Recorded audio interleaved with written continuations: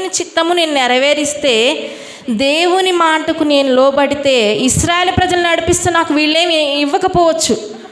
మంచి జరిగినంతసేపు మోషే గొప్పవాడు అంటున్నారు, మంచి నీళ్ళు లేనంతసేపు ఆయన తిడుతున్నారు, మాంసం దొరకనంతసేపు ఆయన తిడుతున్నారు.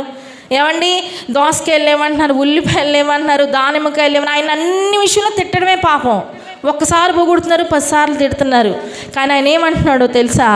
ఆయన గురించి పౌలు గారు ఏమి రాస్తున్నాడంటే, క్రీస్తు విషయంలో శ్రమ అనుభవించడం మేలని ఎంచుకున్నాడు, అయితే దానికి ప్రతిఫలంగా బహుమానము మీద ఆయన దృష్టి ఉంచాడంట.